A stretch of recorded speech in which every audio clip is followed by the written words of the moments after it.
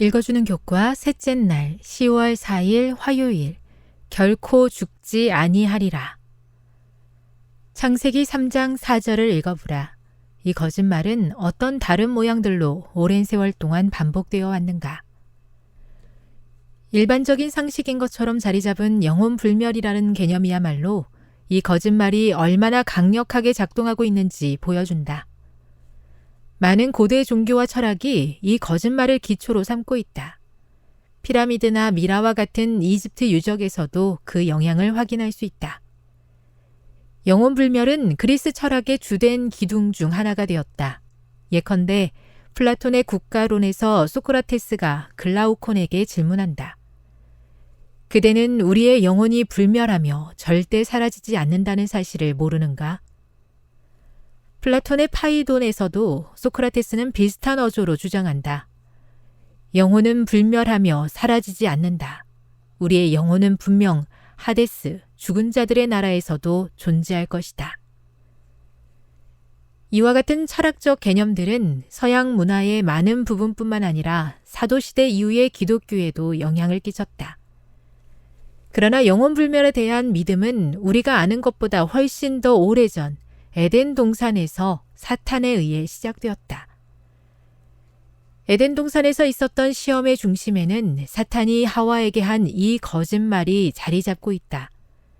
너희가 결코 죽지 아니하리라. 사탄은 이와 같은 단호한 주장을 통해 자신의 말을 하나님의 말씀 위에 두었다.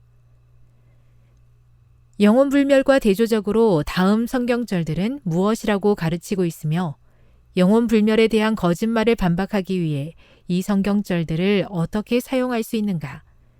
시편 115편 17절, 요한복음 5장 28절 29절, 시편 146편 4절, 마태복음 10장 28절, 고린도전서 15장 51에서 58절. 사탄이 고안해낸 영혼불멸에 대한 이론은 오늘도 우리가 사는 세상에 영향을 끼치고 있다. 책, 영화, 그리고 TV 프로그램들은 우리가 죽게 되면 그저 또 다른 의식 상태로 넘어간다는 생각을 이어간다. 많은 기독교의 설교 단상에서도 같은 오류가 여전히 계속되고 있다는 사실은 얼마나 안타까운가. 과학 또한 이에 동조하고 있다. 미국에는 죽음 이후에 탈물질 상태로 존재하는 사람들과 접촉하는 기술을 개발한다고 주장하는 단체가 있을 정도다. 이 속임수는 분명 인류 역사의 마지막 사건에서 중요한 역할을 할 것이 틀림없다. 교훈입니다. 에덴 동산에서 사탄이 하와에게 했던 결코 죽지 아니하리라 라는 거짓말은 영혼불멸이라는 이름으로 오늘까지도 우리 삶에 영향을 미치고 있다. 묵상. 영혼불멸에 대한 믿음이 우리 문화에 어떻게 나타나고 있습니까? 우리가 우리의 감각보다 하나님의 말씀에 의지해야 하는 이유는 무엇입니까? 적용. 영혼불멸에 대한 믿음이 녹아 들어있는 영상 매체 또는 책을 읽어본 적이 있습니까? 그런 영향력으로부터 자신을 보호하기 위해 필요한 노력은 무엇일까요? 영감의 교훈입니다. 하나님만 소유하신 불멸의 속성. 사탄이 에덴 동산에서 영혼불멸에 관하여 한 설교, 곧 너희가 결코 죽지 아니하리라는 설교는 강단에서 반복되었고 사람들은 그것을 순수한 성경의 진리로 받아들이고 있다. 그것은 강신술의 기초이다.